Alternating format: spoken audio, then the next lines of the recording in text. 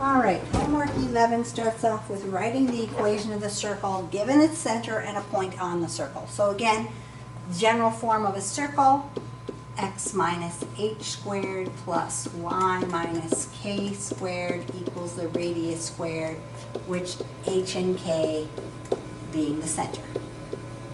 So if my center is at negative 2, 2, I would have x minus a negative 2, and x minus a negative 2 really is x plus 2 squared then, right? If we had a plus 2, then we had a negative 2 in our center. Plus y minus 2 squared equals our radius squared. So what we're going to do then is once we have that, we're going to use the point that it goes through in for the x and the y in order to find r squared. So x is 6, y is negative 2. We're then going to solve this. 6 plus 2 is 8, 8 squared, 64. Negative 2 plus a negative 2 is negative 4. Negative 4 squared, 16. So we're going to add 64 and 16. 10, 6, 7, 8, 80. 80 is going to be the value for the r squared. Now you don't have to write it as something to the second power. You can just leave it as the 80. It'll be fine. And so our equation is going to be x plus 2 squared plus y minus 2 squared equals that 80 that we got for the r squared.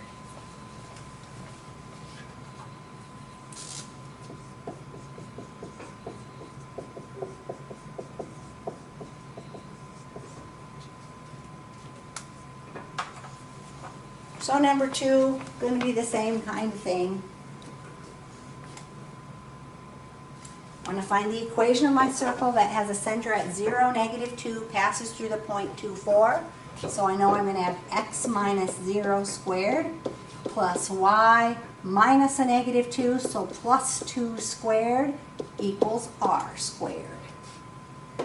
We are then going to use 2 and 4 in for our x and a y since it passes through the point 2, 4. So 2 minus 0 would be 2, 2 squared is 4, 4 plus 2 is 6, 6 squared is 36, 4 plus 36 is 40. So my equation, now I don't need to write it as x minus 0 squared, that would be the same thing as x squared plus y plus 2 squared equals my radius squared, which is then going to be 40.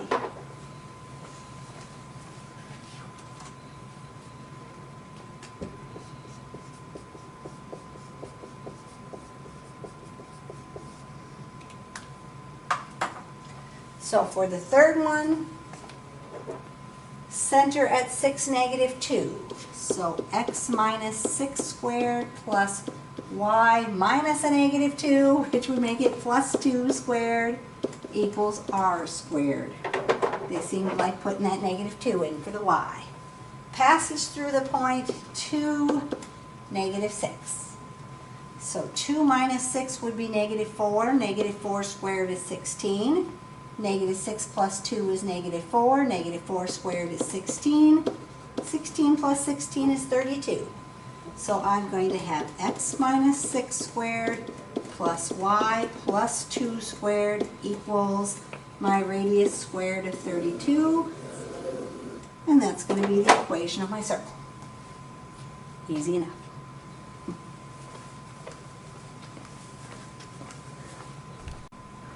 Alright, so the next ones are writing the equation of the circle given the endpoints of the diameter. I am going to do this with the alternate explanation on Alex.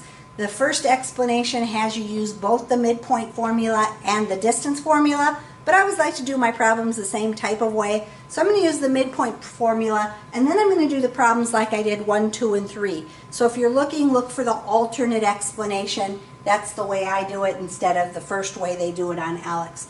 So again, I'm going to find the equation of my circle. I know what the end points are, so I need to find the center of my circle by finding the midpoint. On the midpoint, remember, we added the x's and divided by 2 and added the y's and divided by 2 to find the midpoint.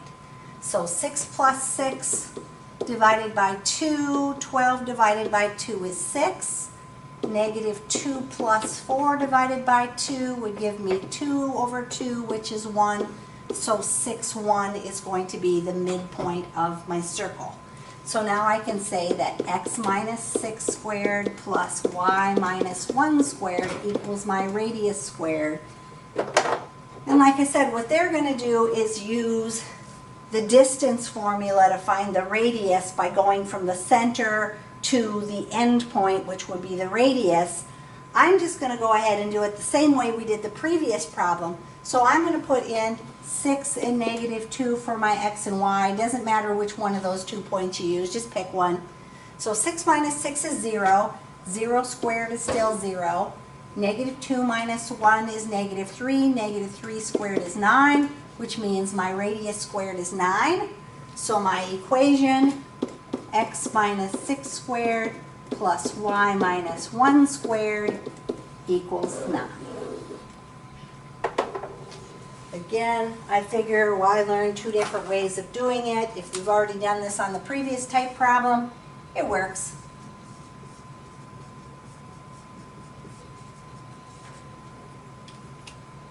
So number 5, same kind of thing. I want to find my midpoint. So 2 plus negative 4 divided by 2 would be negative 2 over 2, which is negative 1. Then I'm going to have negative 1 plus 3 divided by 2, 2 over 2, which is positive 1. So my center is going to be at negative 1, positive 1. So I'm going to have x plus 1 squared minus a negative makes it a positive, plus y minus 1 squared equals my radius squared. Plugging in, I'm just going to use the first point again, my 2 and my negative 1. So 2 plus 1 is 3, 3 squared is 9. Negative 1 plus negative 1 is negative 2. Negative 2 squared is 4. 9 plus 4 is 13. So the equation, x plus 1 squared plus y minus 1 squared equals 13.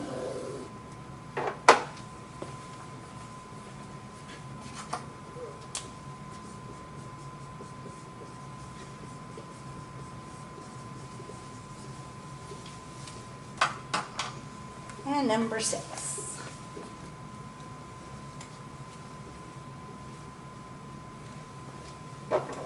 So finding my midpoint.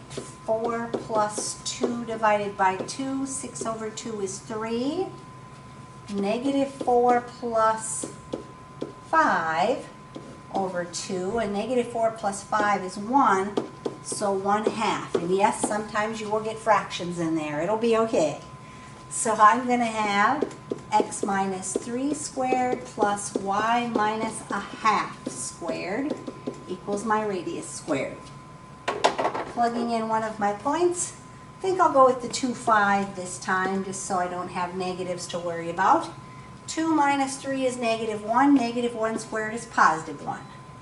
5 minus a half. Well, this would be 10 over 2 minus 1 over 2, which would be 9 over 2. 9 over 2 squared would be 81 over 4. So I'm going to have to do 4 fourths plus 81 over 4, which is 85 fourths for my radius squared.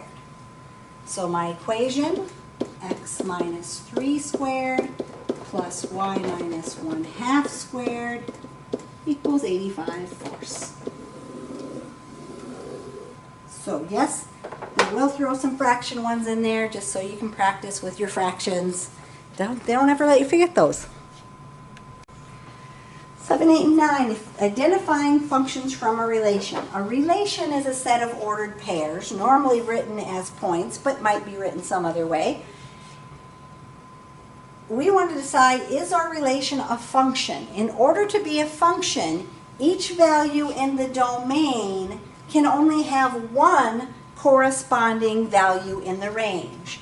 So if I were to write this as ordered pairs, I would have the desk going to -8, paper also going to -8, the sun going to -8, and the rock going to negative 8. Each of my values only has one corresponding y value or value in its range. It is going to be a function. Now the next one is an example of something that's not a function. If I were to write my ordered pairs, the cloud goes to S, but the cloud also goes to D. The cloud goes to S, the cloud goes to D. The star goes to C, the pencil goes to D, and the pen goes to S. But right here, because this value in my domain has two different answers in my range, it is not a function. So in order to be a function, each value in my domain can only have one value in its range. If I'm looking at my list of ordered pairs, if all the values of my domain are different, it's going to be a function. If something repeats and has two different y values, then it's not a function. So here looking at this, negative 3 goes to negative 3, negative 3 also goes to negative 4, negative 3 also goes to 9, definitely not a function because that negative 3 goes to three different values. Here the k goes to k, b goes to g, g goes to k, but then g goes to g, so the g is going to two different values, not going to be a function.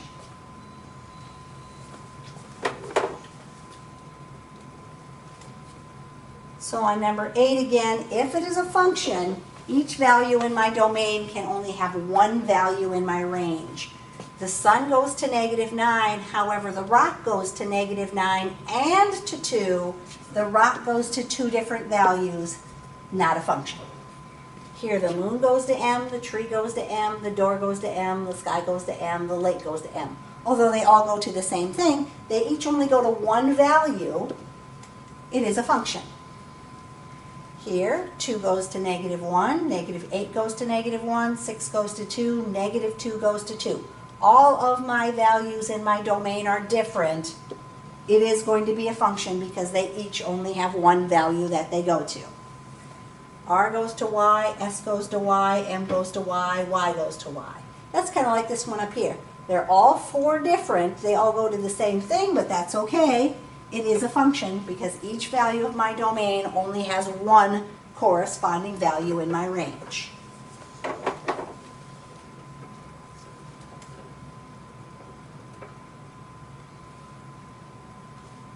And number 9, this time they gave us our ordered pairs first. 4 goes to F, 4 goes to K, 4 goes to M, 4 goes to Z.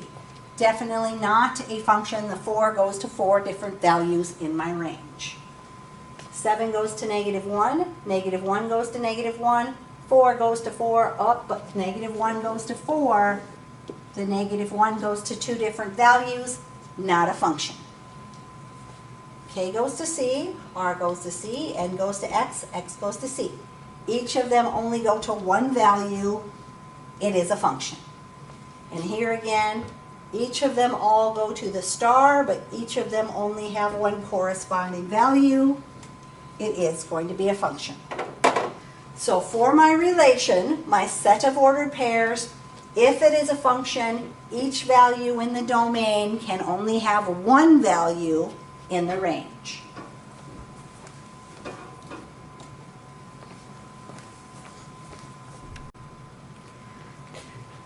Ten, 11, and 12 then talking about the vertical line test. This time they're giving us a graph and asking it with a function. Well, since each value in the domain, the x values, can only have one corresponding value in the range, if I would draw the line x equals something, that's going to be a vertical line. For example, if I drew my line at x equals 1, if I could draw straight, it would go like that. For that line, how many times does it touch my graph? Well, it just touches once. So yes, that is going to be a function.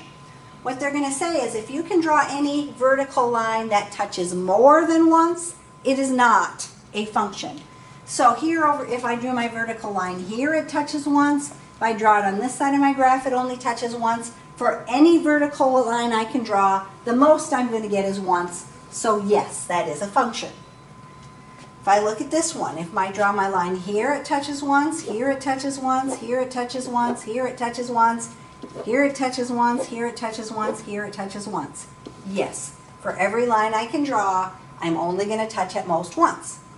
Now look at the next one. If I draw my line right here, it's touching my graph here and here. So for this value of x, I have two values of y. It is not then going to be a function.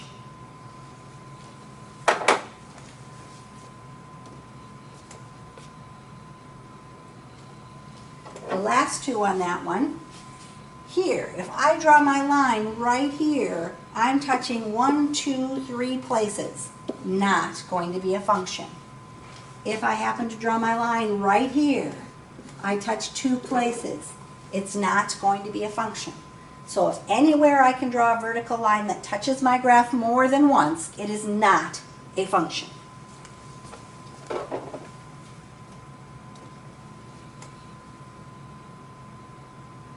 So number 11, is this a function? If I draw my line, it touches once? Yes.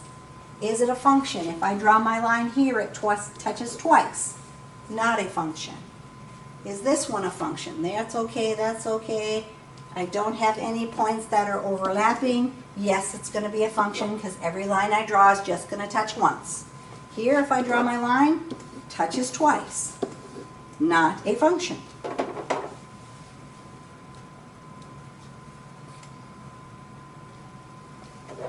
The next one, definitely not a function. If I drew my line there, it touches 3 times. Now this one's a little bit tricky. If I drew my line over here, it only touches once. Here it touches once. If I draw my line right here, it's still only touching once because this one's closed, but this one is open, so I'm not touching that dot. So every line I drew only touched 1 point. Yes, it is a function. If this was a filled-in dot and that was a filled-in dot, then it'd be a no because I'd be touching both points. But since this one's open and that one's closed, we're good. It's still only touching once. Yes, it is a function.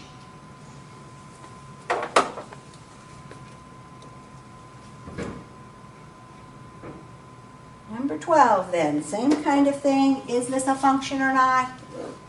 No, I hit it twice. Is this a function? No, I hit it twice. Is this a function? No, I hit it twice. Is this a function? Line here, everywhere I draw a line is good. Yes, that's a function. I don't have anywhere I can draw a line and touch more than once.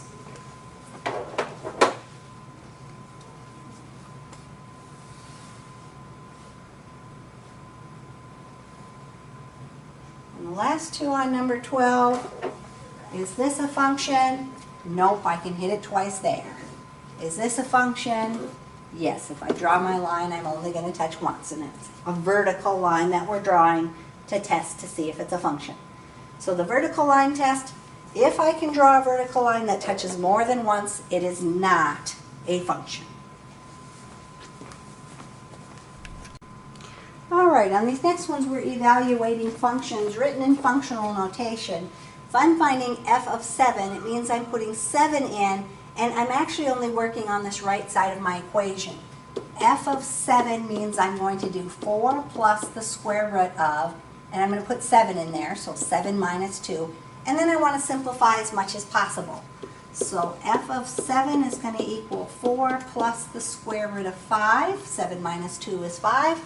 I can't simplify the square root of 5, so that's just going to be my answer. There's nothing else I can do to simplify that expression. If I look at the next one, I'm going to do g of negative 3, which says I'm going to do negative 3 squared plus 1 over negative 3 plus 1. So g of negative 3, so negative 3 squared is 9, 9 plus 1 is 10. Negative 3 plus 1 is negative 2, so g of negative 3 is going to equal negative 5. 10 divided by negative 2 would be negative 5.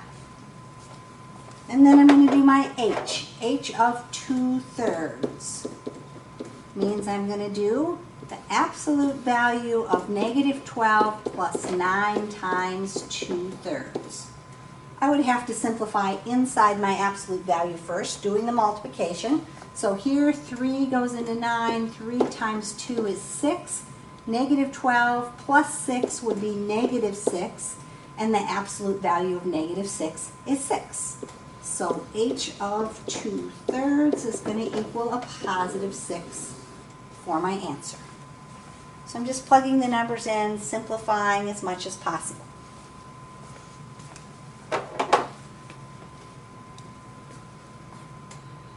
So number 14, if I do that one, f of negative 3/4. This time I'm doing the absolute value of 16 times negative 3/4, and then the minus 17's on the outside. So 4 goes into 16 4 times, I get the absolute value of negative 12. Simplifying my absolute value, the absolute value of negative 12 is 12. 12 minus 17 would be negative 5. So f of negative 3/4 is going to equal my negative 5.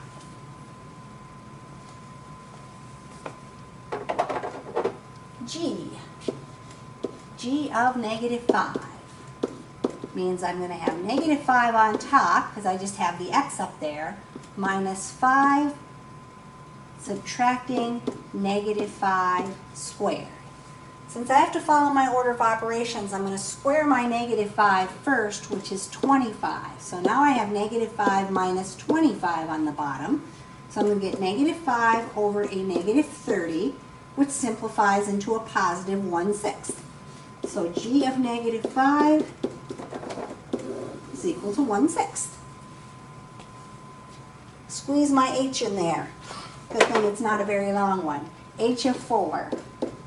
H of 4 says I'm going to do the square root of 2 times 4 plus 2. 2 times 4 is 8. 8 plus 2 is 10. So h of 4 is equal to the square root of 10. I can't simplify the square root of 10 any farther, so that's going to be my answer.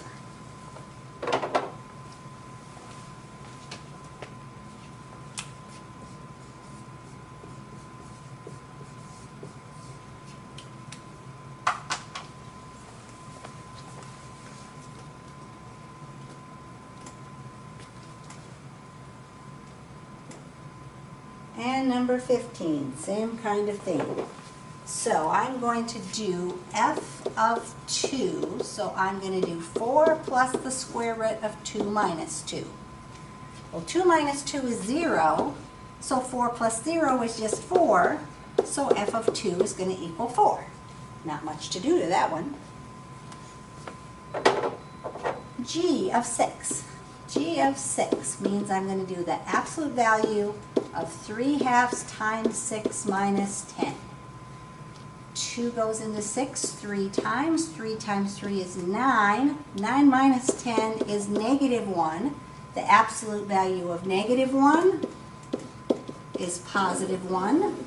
So g of 6 is going to equal 1.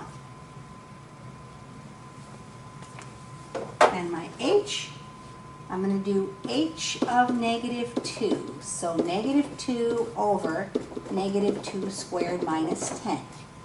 Negative 2 squared is 4. 4 minus 10 is negative 6. Negative 2 over negative 6 is a positive 1/3. So h of negative 2 is going to be equal to 1/3.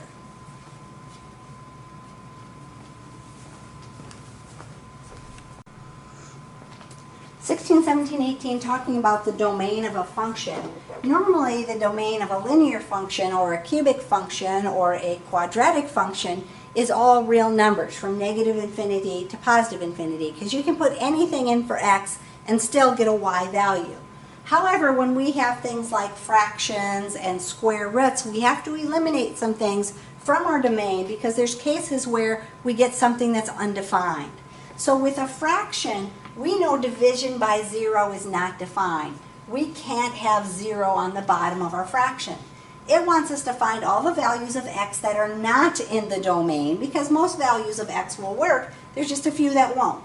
So what we're going to do is we're going to take whatever's in the denominator, the x squared plus 5x plus 4, and we know that it can't equal 0 because otherwise we'll have 0 on the bottom of the fraction, which is undefined. So if we solve this, since it's a quadratic one, by factoring, factors of 4 that add up to 5, 4, and 1.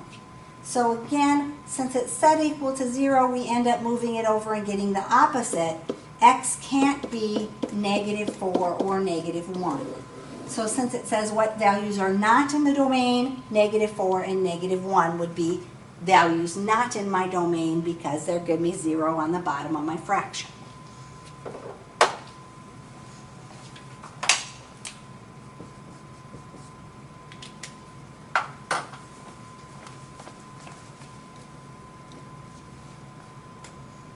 Number 17 then, again we have a fraction. It wants to find the values that are not into the domain. In this case we just have x plus 4 that can't equal 0. So moving our 4 to the other side, the only thing that is not in our domain is the negative 4.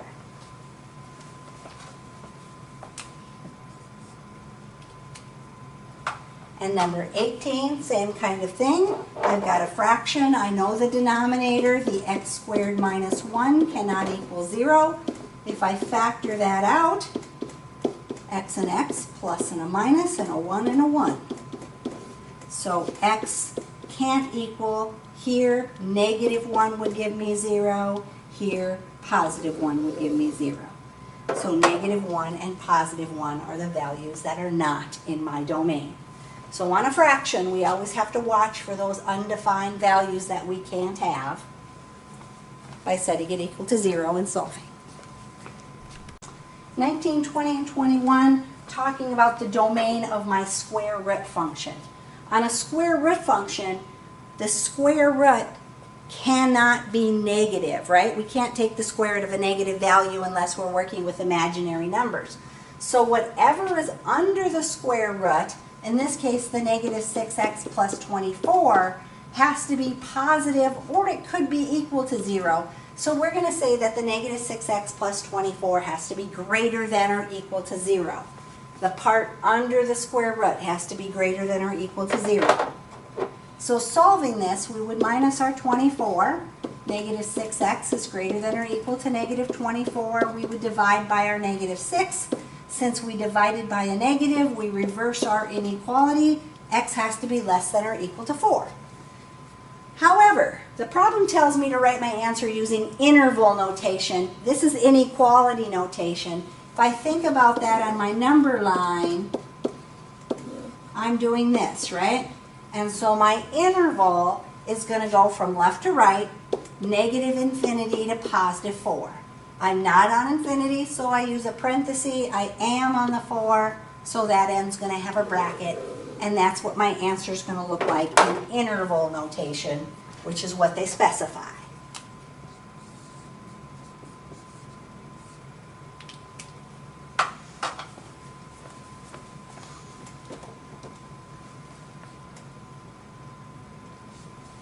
Number 20 then. Again, I'm going to say that the 5x plus 20, the part under the square root, is greater than or equal to 0. Can't have a negative under our square root. I'm going to minus my 20. So 5x is greater than or equal to negative 20. I'm going to divide by 5. This time I divided by a positive, so I leave my inequality. X is greater than or equal to negative 4. So on my number line, it looks like that. So my interval notation from left to right, negative 4 to positive infinity. I am on the negative 4, I'm not on the infinity, so it looks like that.